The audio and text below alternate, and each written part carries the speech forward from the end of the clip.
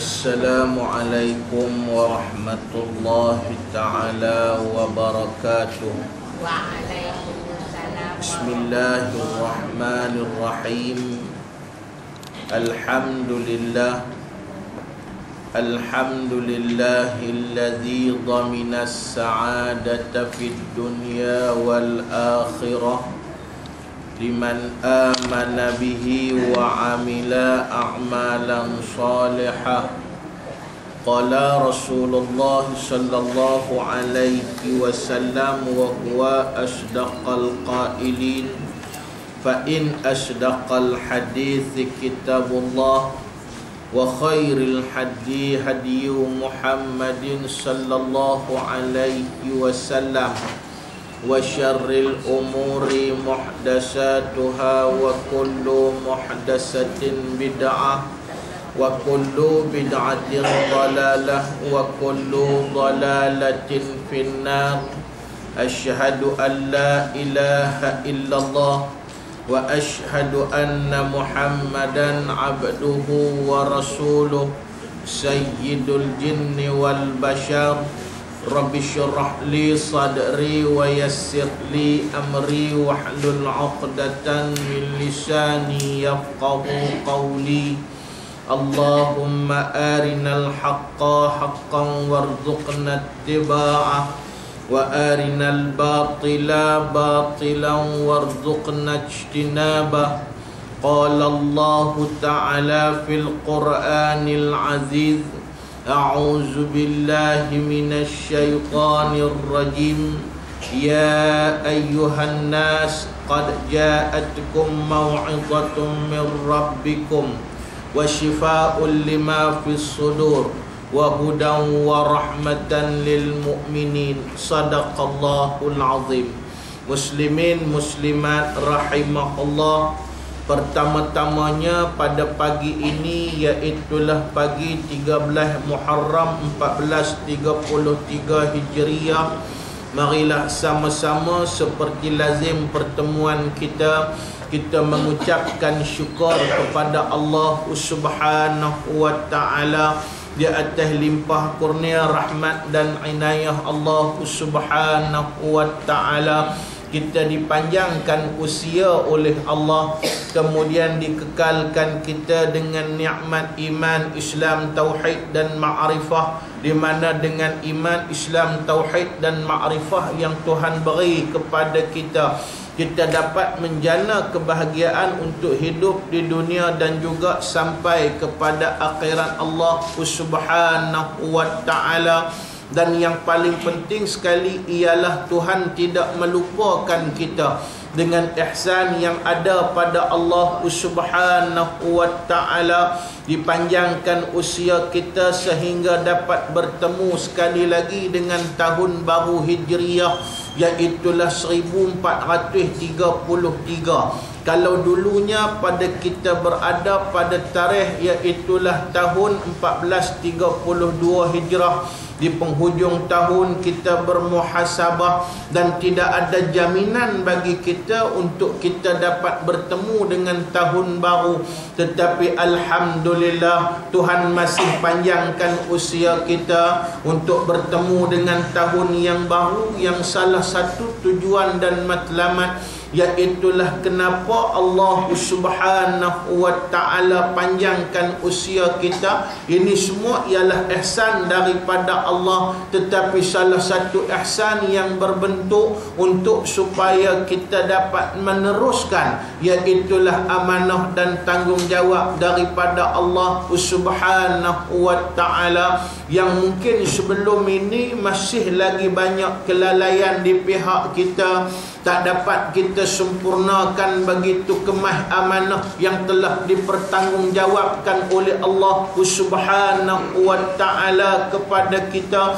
Jadi dalam kesempatan ruang yang begitu hebat ini, Allah Ta'ala beri kepada kita kita diharap supaya iaitulah permulaan tahun baru Hijriyah ini dapat memberi manfaat kepada kita untuk kita tanam azam dan tekad berterusan untuk menjalankan amanah Allah Subhanahu wa ta'ala. Amanah yang permulaannya Allah ta'ala bentangkan kepada semua makhluk Allah, seperti mana yang disebut di dalam Al-Quran yang berbunyi a'udzu billahi minasyaitonir rajim.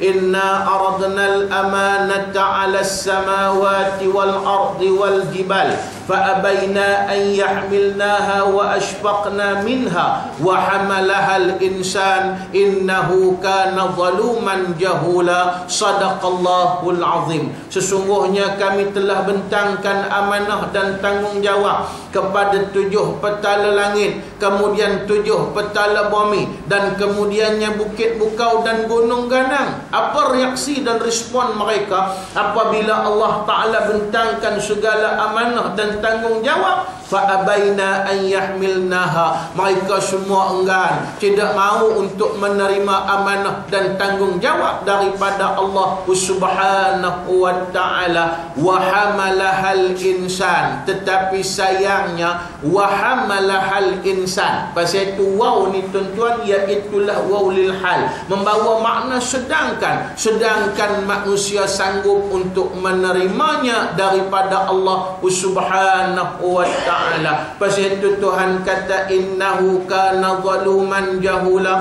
Sesungguhnya manusia itu jenis zalim dan juga jenis jahil. Jahil pasal apa? Sebab dia tak sedar dan dia tak tahu kata diri dia tu tak mampu, diri dia tu lemah, tapi dia pergi tembiang untuk terima juga amanah daripada Allah Subhanahu wa ta'ala. Maka bila dia lemah dan dia tidak mampu, dia sanggup untuk terima amanah Allah, tiba-tiba dia tak dapat menunaikan amanah Allah, maka dia telah menzalimi diri dia sendiri. Maka sesungguhnya dalam keadaan tadi dia menempuh naik daripada Allah Subhanahu wa ta'ala. Jadi ayat ni kata mufassirin bukan lagi ayat untuk kita bicarakan persoalannya sebagai satu pengisytiharan daripada Allah untuk gambarkan, bukan lagi masa kita nak bincang sanggup ke tak sanggup, mampu ke tak mampu, bukan lagi masa dia, sebab kita sudah menerima amanah daripada Allah Subhanahu wa ta'ala. Kerja yang perlu kita buat ialah kita kena usaha setakat mana daya dan upaya kita untuk melaksanakan amanah yang telah dipertanggungjawabkan oleh Allah Subhanahu wa ta'ala. Dan kalau kita nak bicarakan bab amanah Allah Subhanahu wa ta'ala ini banyak tuan-tuan muslimin muslimat rahimahullah, tapi ada sebahagian ulama telah menyebut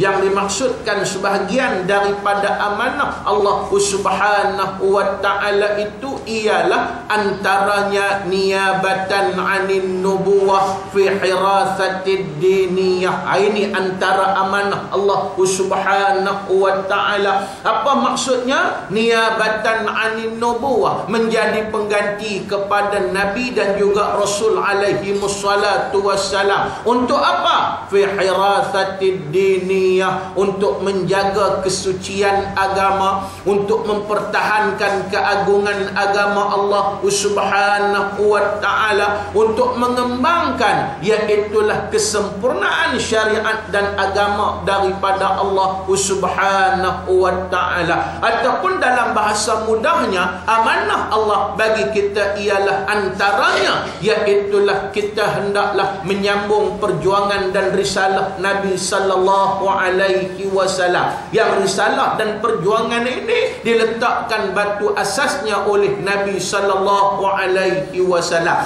Yang ni dia beza Nabi Muhammad sallallahu alaihi wasallam dengan rasul-rasul yang terdahulu. Rasul terdahulu ni maknanya kita pernah cerita kat tuan-tuan dulu muslimin muslimat rahimahullah, iaitulah mereka cukup bimbang jika sekiranya mereka tidak dikurniakan zuriat oleh Allah Subhanahu wa ta'ala. Kerana sesungguhnya risalah perjuangan yang mereka bawa, legasi amanah perjuangan mereka disambung oleh zuriat-zuriat mereka di atas muka bumi Allah Subhanahu wa ta'ala. Antaranya Nabi Allah Ibrahim alaihi salam, perjuangannya disambung oleh dua orang anak beliau, iaitulah yang bernama Nabi Allah Ismail alaihi salam, kemudian Nabi Allah Ishaq alaihi salam. Nabi Ishaq pula yang sambung legasi perjuangannya, iaitulah Nabi Allah Yaqub alaihi salam. Kemudian Nabi Yaqub pula yang menyambung legasi perjuangannya, iaitulah Nabi Allah Yusuf alaihi salam. Begitulah kebanyakan rasul-rasul yang lain di atas muka bumi Allah Subhanahu wa ta'ala. Tetapi bagi Nabi Muhammad sallallahu alaihi wasallam,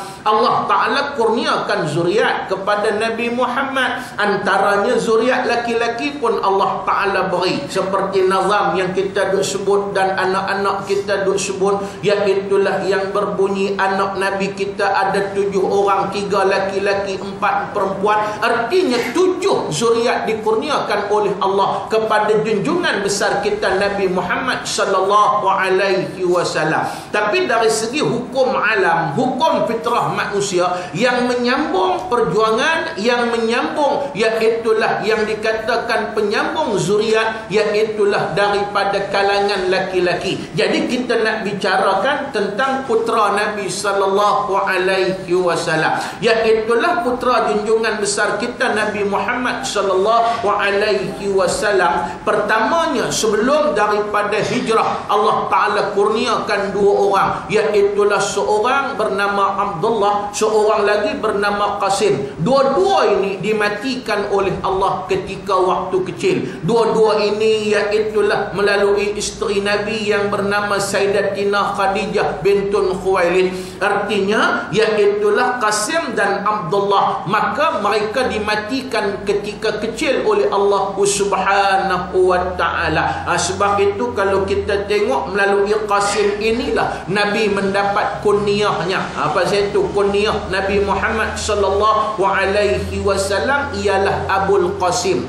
Baik itu dikenali Nabi Muhammad gelarannya dengan gelaran Abul Qasim melalui anak dia yang laki-laki yang pertama, iaitulah yang bernama Qasim. Kemudian bila Nabi berhijrah ke Madinah, maka bila dapat berhijrah ke Madinah, maka pada waktu itu kita tahu, kita pendekkan cerita, iaitulah bahawa sesungguhnya ketika kedaulatan Madinah, iaitulah maknanya menjadi kedaulatan yang sempurna, waktu itu diiktiraf oleh banyak negara kerana Nabi sallallahu alaihi wasallam menghantar surat mengajak manusia-manusia dan pemimpin-pemimpin di kalangan negara-negara yang lain ini untuk menganut Islam, dan kemudiannya iaitulah menghantar surat diplomatik, yang surat diplomatik ini sebagai salah satu jalan strategi bagi Nabi sallallahu alaihi wasallam untuk supaya negara luar ini mengiktiraf kedaulatan Madinah di atas muka bumi Allah Subhanahu wa ta'ala. Pendek cerita, salah seorang pemerintah yang dihantar surat pada waktu itu, iaitulah namanya Amir Muqawqis, yang memerintah iaitulah bumi Mesir.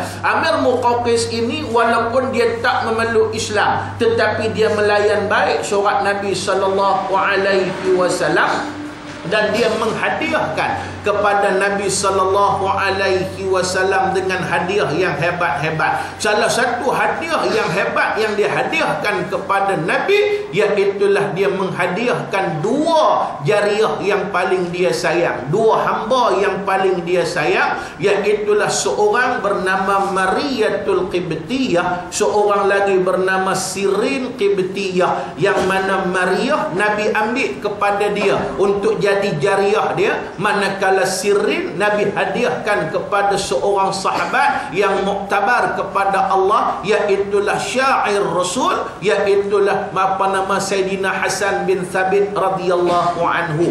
Dan melalui Maryah inilah Nabi sallallahu alaihi wasallam mendapat anak laki-laki yang ketiga, iaitulah yang dinamakan sempena nama Tok Nek Tok Nyang Nabi, iaitulah Nabi Allah Ibrahim alaihi salam. Maka Nabi namakan Ibrahim. Tentulah tuan-tuan muslimin muslimat rahimahullah, sebelum ini anak laki-laki dimatikan oleh Allah, tentu dapat anak laki-laki di Madinah pula tuan-tuan dalam keadaan tadi, tentulah menjadi keseronokan utama kepada Nabi sallallahu alaihi wasallam. Dan Maryah berbangga kerana dia dapat memberi dan juga melahirkan zuriat yang paling utama kepada junjungan besar kita Nabi Muhammad sallallahu alaihi wasallam. Sampai umur dekat-dekat 2 tahun, sakit, kemudian dimatikan oleh Allah subhanahu wa ta'ala. Ibrahim ini Nabi seperti manusia biasa, dia pun sedih juga kepada Allah subhanahu wa ta'ala. Tambah menyedihkan bagi Nabi sallallahu alaihi wasallam, iaitulah apabila kematian Ibrahim inilah menjadi momokkan kepada golongan Quraisy. Apabila berita ini sampai di Mekah, bila berita ni sampai di Mekah, maknanya orang Mekah ni cukup seronok. Selalunya kita kalau orang lain terima musibah, kita tak seronok. Tapi pasal maknanya orang Mekah ni, iaitulah geng-geng puak-puak yang kepala masam daripada kalangan puak Quraisy ini, dia berasa seronok dengan kematian Ibrahim. Kerana kononnya bagi mereka, iaitulah bahawa Nabi Muhammad tidak akan ada lagi penyambung, iaitulah apa yang nak disambung daripada apa yang dibawa oleh Nabi sallallahu alaihi wasallam. Yang paling seronok sekali tuan-tuan, siapa dia? Iaitulah namanya As bin Wa'il, salah seorang daripada kepala masam Quraisy. Kalau kita tengok di kalangan pimpinan Quraisy yang cukup jahat ini, As bin Wa'il dia masuk salah seorang daripada, iaitulah maknanya golongan yang paling jahat di atas muka bumi Allah subhanahu wa ta'ala, yang menentang Nabi sallallahu alaihi wasallam. Dia bukan takat seronok dia buat kenuri pula tuan-tuan. Dalam keadaan tadi dah buat kenuri, dia biasa dari segi kaedah masyarakat Arab waktu tu, maknanya untuk menunjukkan keseronokan dan juga untuk menunjukkan kehebatan, mereka akan bawakan, masukkan di dalamnya dengan syair-syair yang begitu hebat. Sebab orang Arab ni, sebab itu nama mereka dinamakan Arab. Arab ni maknanya fasahatul kalam, fasihnya perkataan. Mereka kira orang kata apa? Maknanya kesusastraan itu menjadi ciri kehidupan mereka di atas muka bumi Allah. Dan antara syair dia yang paling utama, dia memperkecil-kecilkan Nabi sallallahu alaihi wasallam, dan kemudian dia merendah-rendahkan Nabi sallallahu alaihi wasallam. Dan disitulah bila dia sebut, dia kata, wahai Muhammad, engkaulah al-abtar. Dia panggil kepada Nabi sallallahu alaihi wasallam al-abtar. Apa makna al-abtar? Al-abtar ni kalau bahasa Melayu maknanya terputus, tak ada dah. Kira selalunya al-abtar ini, kalau kita kata hari ini orang bubuh kepada orang yang tak boleh nak dapat zuriat dah. Bila tak boleh nak dapat zuriat, bagi masyarakat Arab, dia satu orang kata apa, kehinaan. Kerana maknanya tak ada siapa nak sambung lah. Jawab dia lagu tu dalam keadaan tadi. Dan Allah Ta'ala balas balik kepada As bin Wa'il, yang inilah dikirakan asbabun nuzul turunnya, iaitulah surah yang kita baca, inna a'tainakal kautsar fasalli li rabbika wanhar inna syani'aka huwal abtar. Ayat lah Tuhan kata, inna syani'aka huwal abtar, sesungguhnya wahai Muhammad, orang yang mengatakan kepada engkau, orang yang mencaci engkau, orang yang menghentam engkau, itulah sebenarnya dialah al-abtar. Al-abtar ni kata mufassirin, iaitulah bukan maksud maknanya kalau Nabi mati zuriat sekalipun, maknanya tak perlu dibimbang. Islam, tidak terputus daripada apa-apa pun. Pasal apa tuan-tuan? Kerana akan ada orang yang menyambung risalah perjuangan Nabi sallallahu alaihi wasallam. Yang Al-Abtar, yang betulnya dia Asbun Wa'il tu yang Al-Abtar. Al-Abtar apa? Al-Abtar maksudnya terputus tu daripada rahmat Allah Subhanahu wa taala. Dia tidak akan ada jalan terbaik bagi dia untuk bertemu dengan kebaikan daripada Allah Subhanahu wa taala. Yang ni yang disebut oleh Abu Ali As-Sabuni dalam beberapa kitab dia tuan-tuan. Dia kata apa hikmah Allah Taala matikan zuriat Nabi, iaitulah yang terdiri daripada laki-laki ni tuan-tuan. Hikmah utama, maknanya Allah Taala nak bagi satu gambaran kat kita, iaitulah bahawa hakikat, maknanya Allah Taala nak habaq kat kita bahawa hakikatnya apabila Rasulullah sallallahu alaihi wasallam mati segala anak laki-laki dia, maknanya seolah-olah tak akan ada penyambung risalah. Tidak. Sebenarnya Nahabak kata risalah Nabi tetap akan disambung. Oleh siapa? Tak kira siapa. Itu persoalan dia dalam keadaan tadi. Maknanya iaitulah orang yang diberi amanah oleh Allah dengan keimanan. Mereka lah yang seolah-olahnya diangkat untuk menyambung risalah perjuangan Nabi sallallahu alaihi wasallam. Sampai bila? Sampai kiamat. Maknanya Nahabak kata risalah perjuangan Nabi ini tidak akan putus, tidak akan musnah, malah akan bersambung sampai hari kiamat yang diizinkan oleh Allah Subhanahu wa taala. Dan Allah Taala pilih ikut suka dia. Tuhan nak pilih, maknanya mula pilih orang Arab. Dah tahu orang Arab tadi yang Tuhan bagi amanah dengan keimanan untuk menyambung perjuangan Nabi sallallahu alaihi wasallam. Tak tahu orang Arab ni tak mau sambung. Tak apa. Bukan makna akan berputus perjuangan Nabi, tidak. Puak lain pula, puak Parsi pula akan sambung. Lepas tu pula Parsi tak mau ke apakah, bangsa lain pula dalam keadaan tadi. Contoh Tuhan bagi kepada kita orang Melayu tuan-tuan, bagi dengan nikmat iman, bagi nikmat Islam untuk sambung legasi perjuangan Nabi sallallahu alaihi wasallam. Dia muka bumi Allah Subhanahu wa taala. Tak tahu orang Melayu tak mau. Mana tahu kuat orang Melayu tak mau tuan-tuan dalam keadaan tadi. Tak mau kepada Islam, tak mau kepada iman, tak mau kepada hukum dan syariat. Awak Allah Ta'ala susah kan? Awak maknanya perjuangan Nabi akan putus kan? Dah, Tuhan boleh bagi kepada kadang-kala bangsa yang kita tak masuk akal. Kita kata maknanya tak terbayang di pikiran kita akan menjadi manusia yang Islam, yang beriman kepada Allah. Tuhan boleh bagi. Contoh kita duk kata Cina lah tak Islam. Boleh jadi Tuhan bagi dia Islam, dia pula yang nak menyambung risalah perjuangan Nabi. Boleh. Itu hak Allah Subhanahu wa taala. Ataupun di dalam fikiran kita kata India contohnya yang beragama dengan agama Hindu. Maknanya kalau orang Melayu tak mau, Tuhan boleh bagi kepada mereka, Tuhan tukar mereka menjadi Islam, dan kemudian mereka pula yang akan menyambung risalah perjuangan Nabi sallallahu alaihi wasallam. Jadi alhamdulillah tuan-tuan muslimin muslimat rahimahullah. Maknanya Tuhan bagi kesempatan kita untuk bertemu dengan tahun yang baru ini. Makna apa?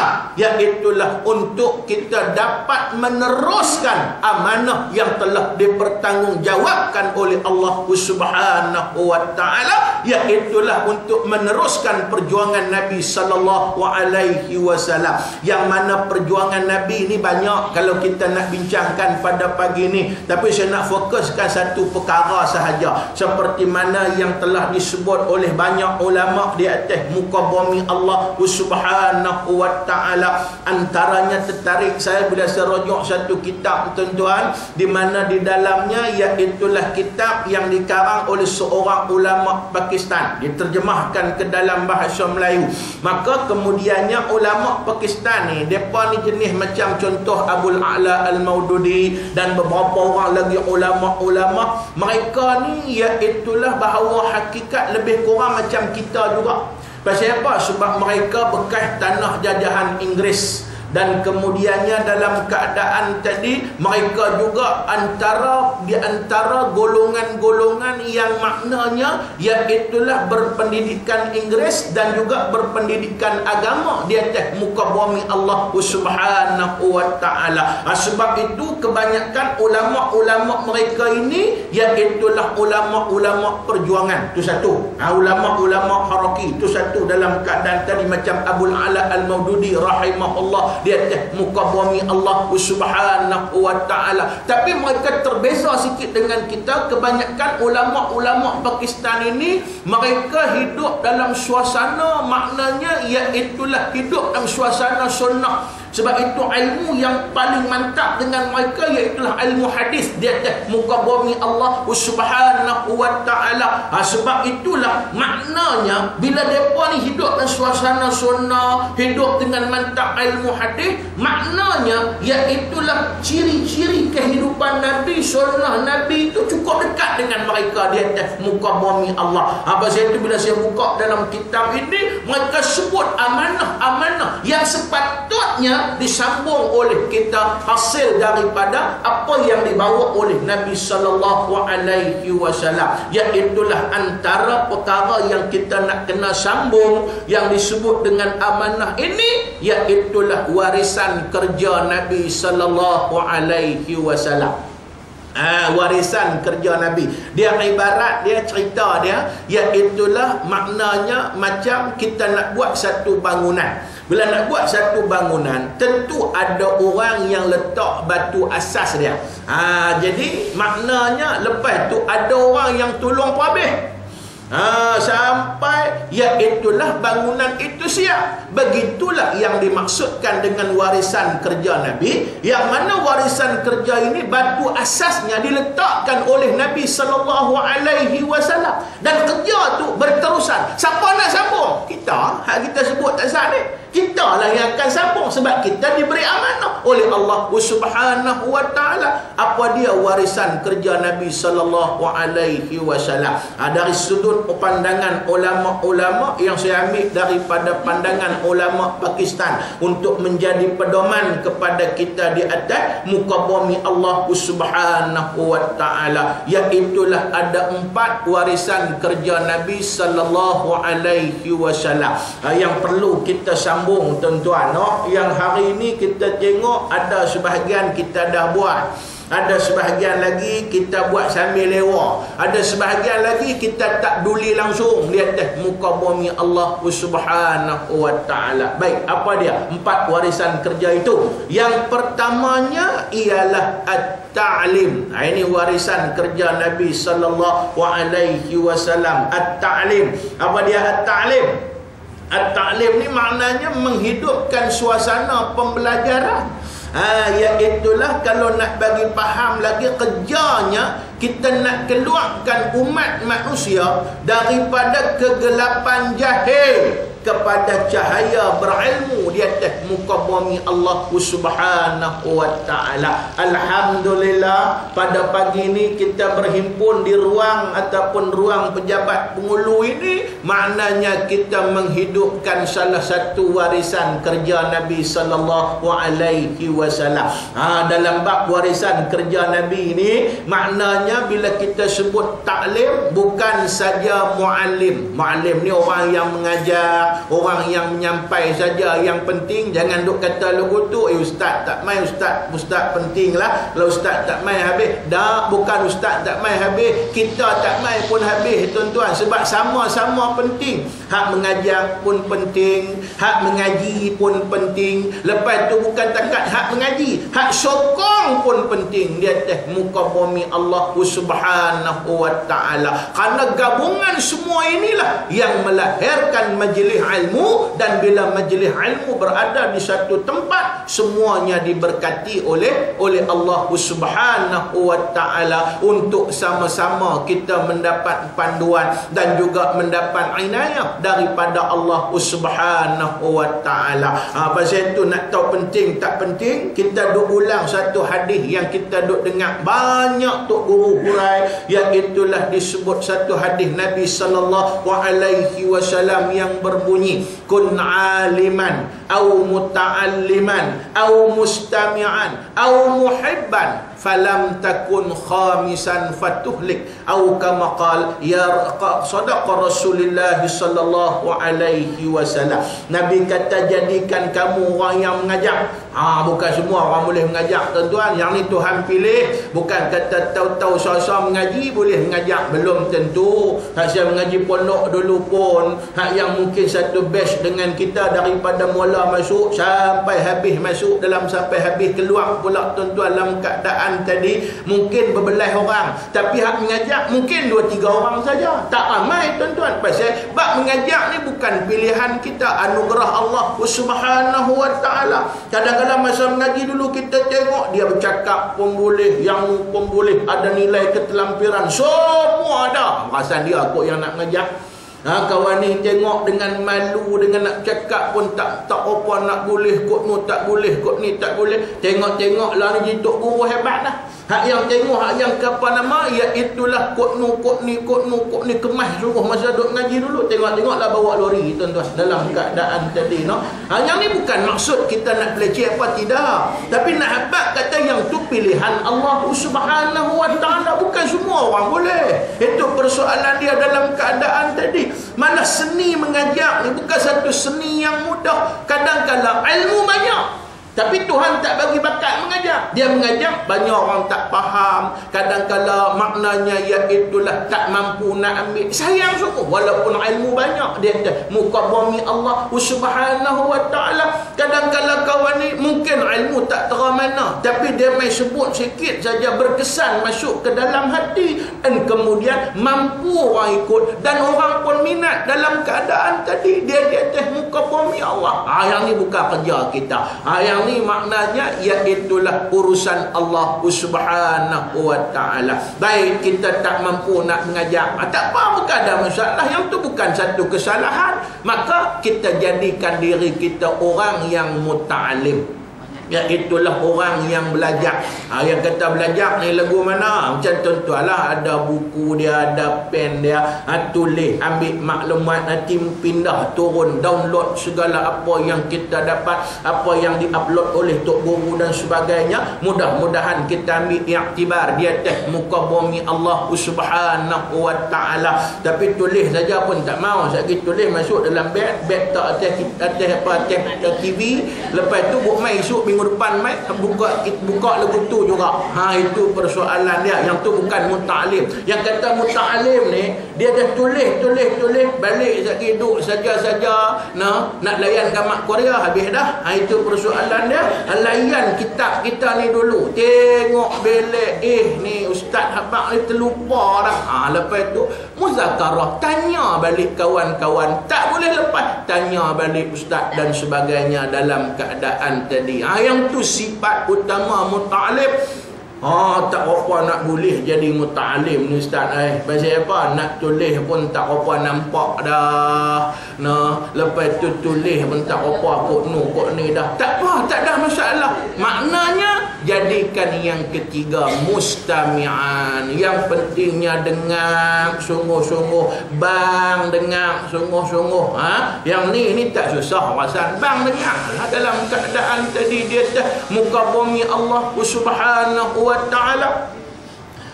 Kemudiannya, jadi yang pentingnya dengar ni, iaitulah kita duduk dalam majlis. Tahu-tahu yang ni pun tak boleh. Nak buat macam mana ustaz?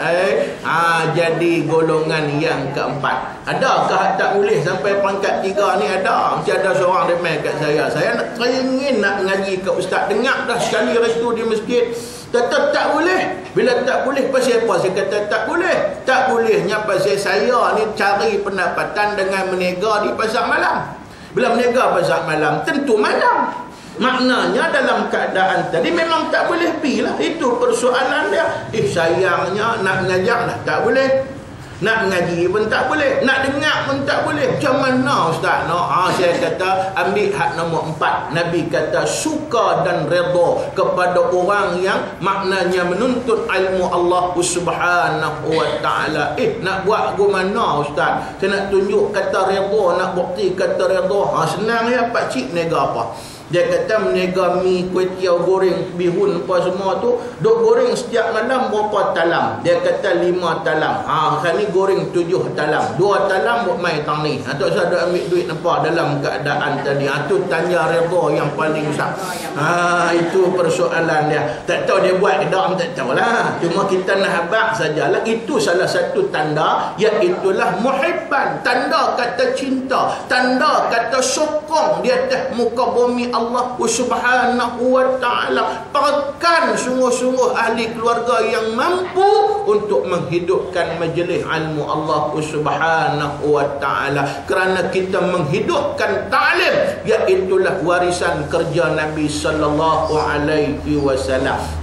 Cuma falam takun khamisan, jangan jadi golongan yang kelima. Mengaji pun tak, kemudian dengar pun tak mau. Lepas tu pula dalam keadaan tadi mengajak tentu tak boleh dah. Suka pun tak, meluat pula. Apa depa duk berhimpun ramai-ramai ni? Itu persoalan dia. Kalau berhimpun hak pampir tak apa, dia tak kata apa.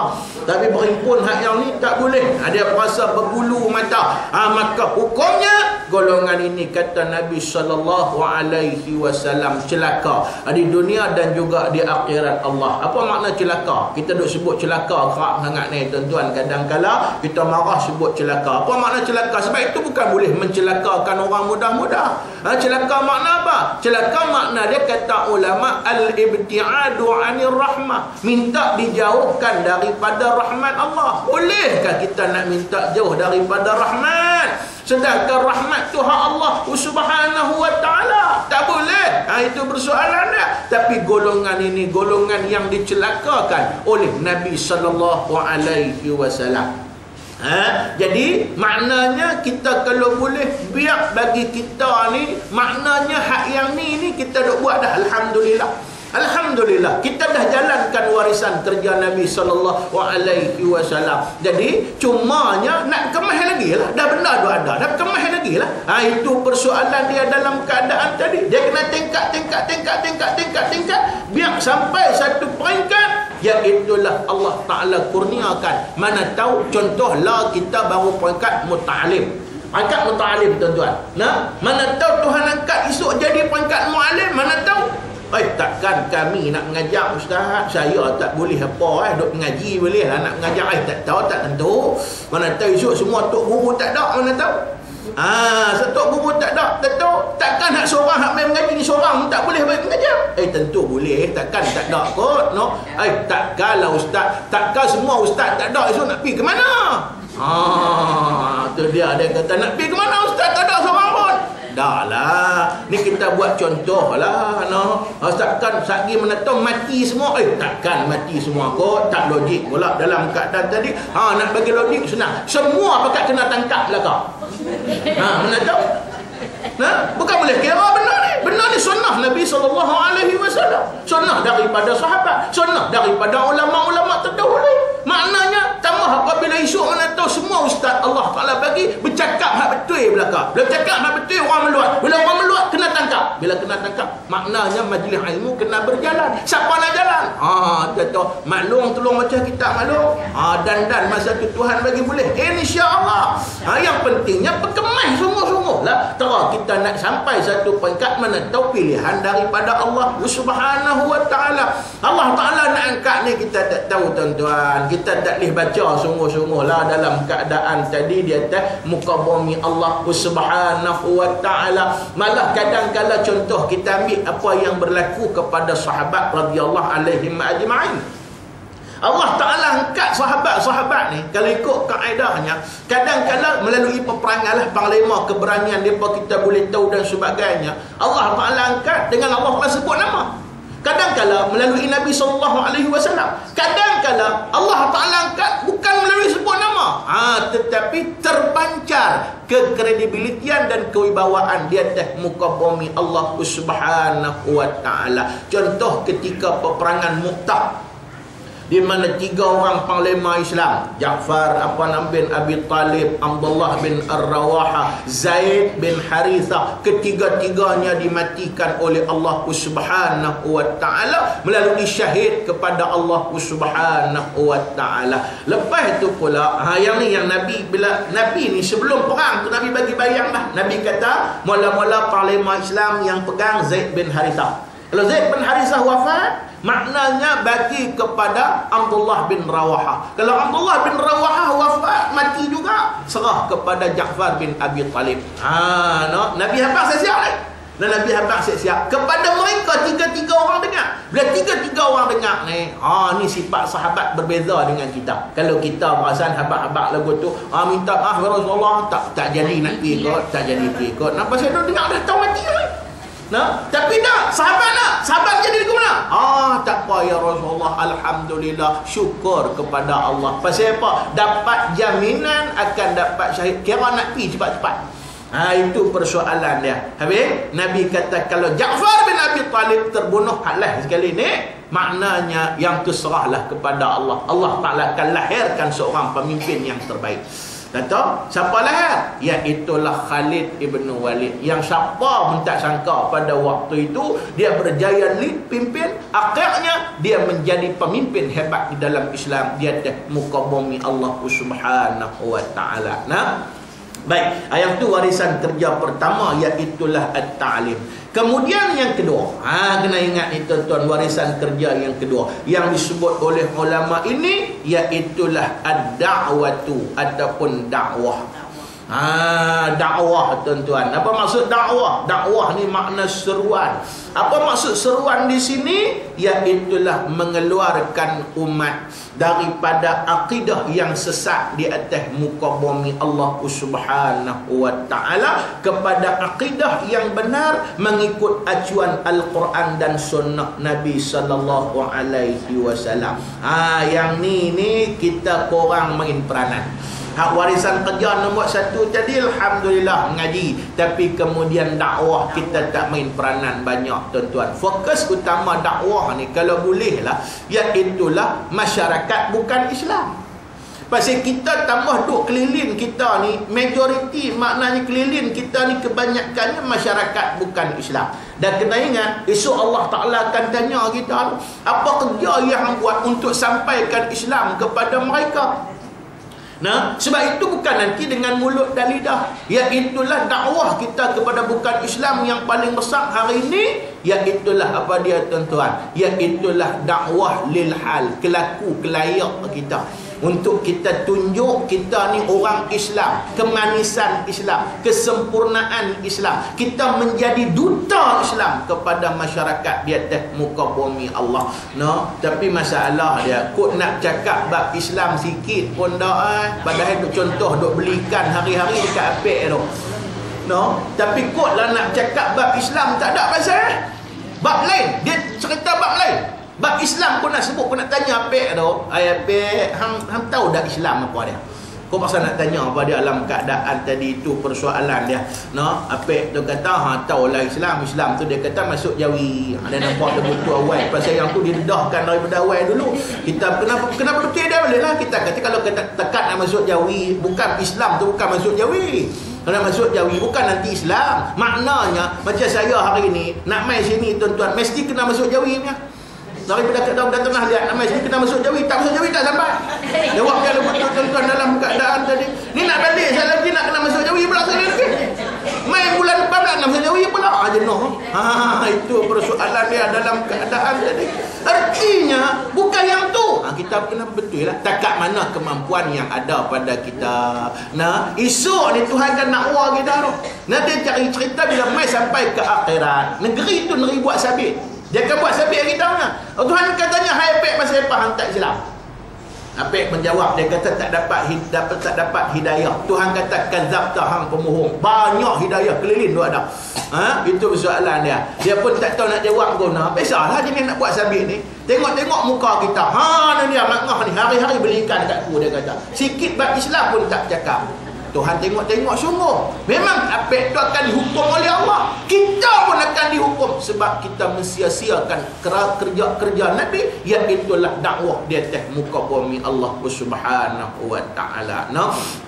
Yang ni kita kena proaktif sikit. Hak tadi taklim kemas, hak yang ni kena proaktif. Pasal banyak lagi di kalangan kita yang maknanya tak main peranan ini, sehingga menyebabkan orang kafir hari ini dia dapat gambaran salah tentang Islam di atas muka bumi Allah Subhanahu wa taala. Kadang-kadang tindakan orang Islam, patutnya dengan orang bukan Islam ni kita dakwah. Bila kata dakwah, tindakan kita ni kena mencerminkan akhlak yang terpakai dan juga akhlak yang terpuji. Contoh hari itu, macam contoh di Pulau Pinang, tak setuju dengan kepimpinan Pulau Pinang. Orang kafir lah kita kata dalam keadaan tadi, kepimpinan Pulau Pinang. Ada kaedah untuk tegur, ada kaedah untuk kita suarakan tak setuju, tapi dah bawa pergi selok spender dengan apa yang kita kata pakaian dalam orang perempuan pergi nak pergi hadiah kat dia dalam keadaan tadi. Itu satu akhlak yang cukup buruk di atas muka bumi Allah Subhanahu wa taala. Ni kemarin pula buat kek macam najis manusia, hantar pi dalam keadaan tadi. Maknanya adakah ini adab Islam di atas muka bumi Allah Subhanahu wa taala? Itu persoalannya. Tak setuju, dia ada kaedah untuk tunjuk kata tak setuju, untuk bantah dan sebagainya dalam keadaan tadi. Adakah ini dakwah? Ini persoalan dia dalam keadaan tadi di atas muka bumi Allah Subhanahu wa taala. Orang bukan Islam ni tuan-tuan, kalau dia dapat gambaran utama tentang Islam, insya-Allah walaupun dia tak memeluk Islam, tetapi sesungguhnya dalam keadaan tadi dia akan tunjuk minat dia kepada Islam di atas muka bumi Allah Subhanahu wa taala. Itu persoalan dia dalam keadaan tadi. Kemudian lagi dua, to be continued. Kita sambung pasal sakit cerita yang tu saja. Kita tak masuk kitab kita tuan-tuan untuk mendapat rahmat daripada Allah Subhanahu wa taala. Ingat, saya akan cerita dua lagi warisan kerja Nabi dalam kuliah kita yang akan datang, mukadimah.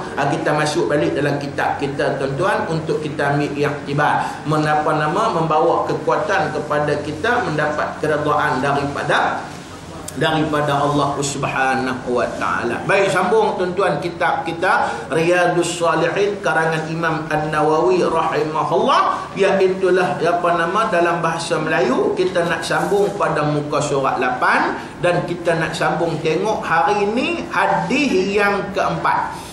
Daripada tajuk kita bab ikhlas dan juga niat yang terpuji kepada Allah Subhanahu wa taala. Baik, sambung tuan-tuan.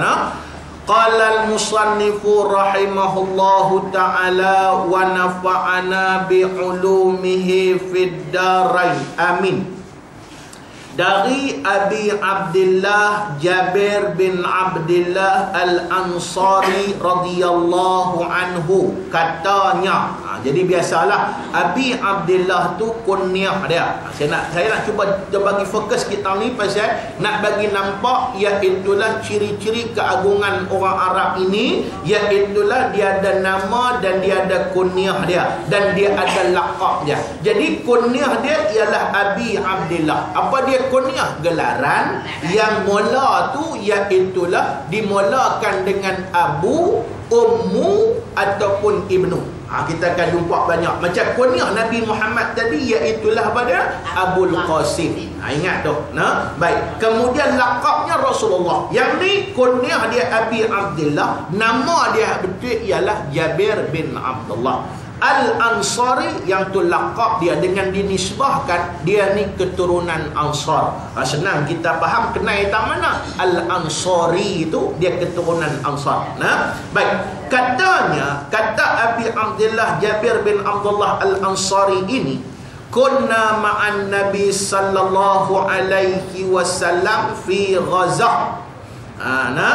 Kunna ma'an Nabi sallallahu alaihi wasallam fi ghazah. Faqala inna bil madinati la rijalan ma sirtum masiran wala qata'tum wadiyan illa kanu ma'akum habasahumul marda.